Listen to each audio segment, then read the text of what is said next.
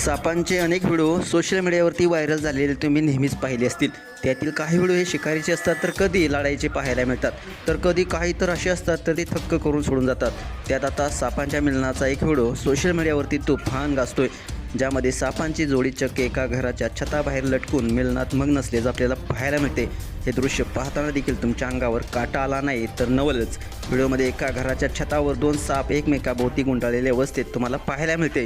हे दृश्य इतकं आकर्षक आहे की ते लोक पाहून थक्क झालेले आहेत. छताच्या कडेला लटकत सापांची ही जोडी प्रेमात मग्न असल्याचं तुम्हाला पाहायला मिळते. व्हिडिओमध्ये तुम्ही पाहू शकता की मिलनात मग्न असलेली सापांची जोडी एका घराच्या छतातून बाहेर येताना दिसते. त्यातून दोन्ही साप एकमेकाभोवती विळखा घालत काही सेकंद छताला तसेच लटकून राहिले होते.